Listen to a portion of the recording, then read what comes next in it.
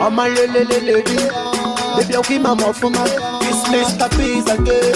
It's Mr. Peace again. Baby, now we see you define. She want dance, she want mania. She say she know the shit. She want dance, she want mania. She wanna guys the fun. She want dance, she want mania. She say she know be wrong. She want dance, she want mania. Oh yeah, bite the way. Oh yeah, cheat the way. Oh my little bite the way. Oh my baby cheat the way. Bite the way. Oh my rich and cheat the way. Baby oh yeah cheat the way.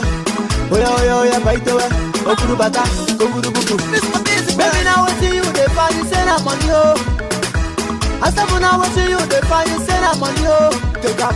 She gon' the wine I'm like you don't. She gon' the wine I'm like medicine to networking to filmmaking. There's a whole new audience. And when I was growing up, when it comes to the media, because I studied journalism, I felt like I was there was no representation for people who actually looked like me. To the extent when I was doing my degree, when we were sent to work experience, I was sent to a room and they would literally say to me, I'm sorry, but there aren't, we don't have any form of ethnic people in our company. And I grew up in that type of vibe. I had everything, they tell you to go get an education, go get work experience, but when it comes to diversity in the media, film, documentaries, any form of field you can think of, we're lacking representation. So my way of changing the world is basically contribute, work with other people, find out why we're not in there, apply for anything that you like that's not there. If you wear a headscarf, if you're Muslim, if you're Jewish, if you're Christian, it doesn't matter what you are. If there's something that you're passionate about, whether you want to actually film or you want to help people with medicine related stuff, you can do it. And the reason why I think my social media is becoming alternative for the timeline, should we say timeline. There's a lot of beauty related stuff, as we all know, hijabis, how to fix your hijab, how to look perfect. Guys, I wanted a documentary on a hardcore CD, DVD, and I went to the shop and I asked them, do you guys have any documentaries women related? I went to the documentary section. They had really nice documentaries, but when it comes to the women, it was how to be fit, how to lose weight. We had all that kind of stuff, but there was not one documentary that talked about real stuff, period pain. I just wanted something that we can relate to, and I think this is our time to control whatever is out there. If there's something that you're passionate about, share it, network with people, and use your authenticity, your difference, to actually get in and say, hey, I'm different and I'm bringing some flavor to your company. Yes. Yeah, you're welcome. So yeah, that's the whole thing, social media. Use it to how you want it. Network, that's the best way to do whatever it is that you want to do, networking. Thank you for having me. We will have a little discussion about the documentary. If you are a charity that helps women escape prostitution. She started to cry, looked around fearfully, and insisted she could not.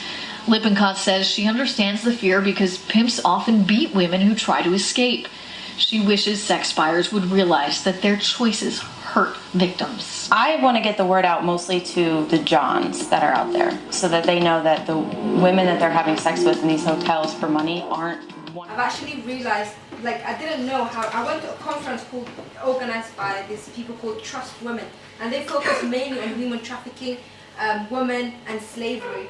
And over 70% mainly is women, because the reason why pimps or all these people want to own slaves, the reason why they invest in women is mainly because, first of all, they have this thing in Uganda, somewhere in Africa, I don't want to put a country on it, where they make the woman so low, they take everything from her.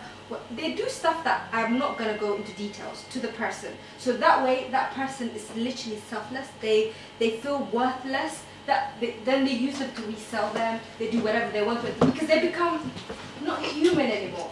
And the secret to that is because if they do that, apparently, it saves the hassle for the next person who's going to buy her. Moral of the story is, in Africa, there's situations like that. In India, is entire, is a whole guys are thinking, because you're all quiet and I'm not. I would like to hear what you guys are thinking, what you're feeling, how do you feel? Is there something that you didn't know? I just want to know. Who wants to start us off? I'm just thinking. I wonder how it happens here in the UK, here in London, especially. There's a charity that actually focus on that, and there are loads of them, and mainly it's because of Document in the UK. So what happens is people usually come here, and the person who sponsored them or something to do with that usually says, "Oh, I'm not going to give you paper," or if you do where they took you from, so they have links. So if you do act up, if you do say, "I don't want anything, I'm going to call the police. What you're doing is not right morally," your family back home will be in danger.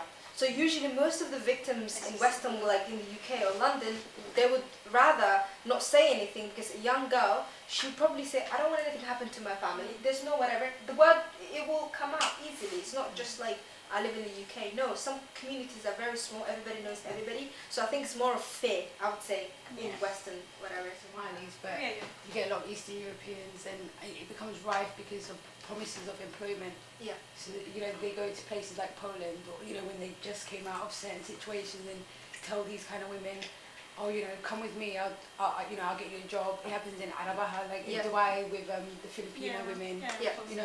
It happens. I think I wasn't shocked about that, to be honest, but because I realised a long time ago in the Western world, people are getting promised work or health care, and they come thinking, "I'm going to have a new life," and you were saying they're scared for their families. Some of them are too embarrassed even to then turn around and say, "That new life I ran for isn't what it is." So they'll stay in the cycle. Similarly, I'm not entirely shocked.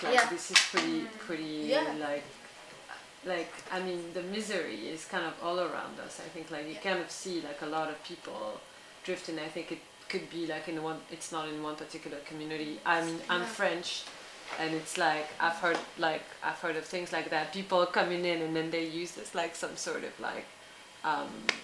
as this woman we saw, as a house, taking care of the house, and nobody really knows where she's from. I've seen that before, but I think it's really widespread. What can we just say that the reason it's thriving is because it's a secret, but it's not just a secret, it's like a myth. We are still, and I'm African, I'm black, I'm still more concerned about slavery of 200 years ago than I am what's happening right today. Now. And that's not right, I'm sorry, it was horrible, but it's still happening. It's just a slightly different thing, and I think the more we don't necessarily even have to discuss it, but we do need to put it out there. In the same way drugs, became a massive thing and everyone knew about it.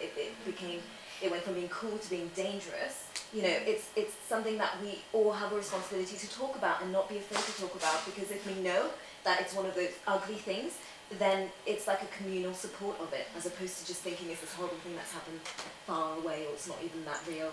Hey guys, my name is Ladan Takow, and I've hosted the documentary night tonight. It was all about creating awareness about human trafficking and modern day slavery. I have enjoyed meeting so many girls, and as you can hear in the background, everybody's still networking. I'm looking forward to host more events like this. If you're interested in documentary, activism, traveling, then follow me, and hopefully I will host more events like this and make you coffee as well. Yeah, thanks. Bye.